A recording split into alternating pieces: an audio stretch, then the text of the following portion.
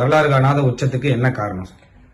வரலாறு காணாத உச்சத்திற்கு அமெரிக்க அதிபருடைய தேர்தல் முடிவுக்கு பின்பு அவருடைய பதவி ஏற்பு போன்ற காரணங்கள். அதாவது பதவி ஏற்ற உடனேயே முதல் முறையாக அவர் எல்லாமே ஒரு அறிவிப்பு கொடுத்திருக்காரு. அந்த அறிவிப்புல என்னன்னா,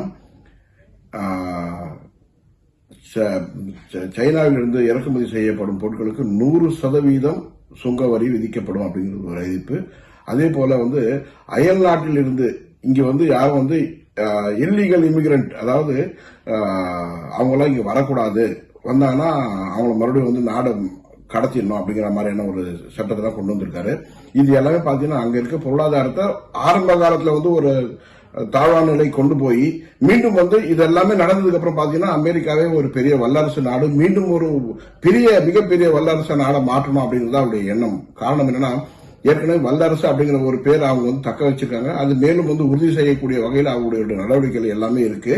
அதனால் தற்போது ஏற்படும் இந்த கால சூழ்நிலை, பங்குச்சந்தை சரிவு போன்ற காரணங்களால் அதில் உள்ள முதலீட்டாளர்கள் பெருமளவில் தங்கத்தின் மீது முதலீடு செய்ய தொடங்கி இருப்பதின் ஒரு பெரிய காரணம் தங்கம் விலை திடீரென உயர்ந்துள்ளது.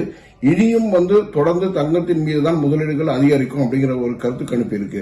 அப்படின்னு பாத்தீங்கன்னு சொன்னீங்கன்னா, நிச்சயமாக தங்கம் விலை மீண்டும் மீண்டும் ஒரு புதிய உச்சத்தை நோக்கி தான் பயணம் இருக்கும் அப்படின்னு சொல்லலாம். அது முதலீடுகள் எப்ப செய்யலாங்கன்னு சொன்னீங்கன்னா, முதலீடு செய்வதற்கு தங்கத்தின் மீது முதலீடு செய்வதற்கு எப்பவுமே கால நேரமே பார்க்கக்கூடாது. காரணம் என்ன, ஒட்டுமொத்தமாக தொலைநோக்கு பார்வையுடன் தங்கத்தின் மீது முதலீடுகள் பார்க்கப்பட்டால் ஒரு பெரிய மாற்றம் இருக்கும். அதாவது பெரிய அளவு லாபமா இருக்கும் அப்படின்னு சொல்லலாம். கடந்த 10 வருடங்களில் தங்கத்துடைய சரித்திரத்தை எடுத்து பார்த்தா 10 வருடங்கள் தங்களுடைய விலை 150% உயர்ந்துள்ளது 10 வருஷத்துல. அப்படின்னு பாத்தீங்கன்னா முதலீடுகள் பல மடங்கு உயர்ந்துள்ளது அப்படின்னு சொல்லலாம்.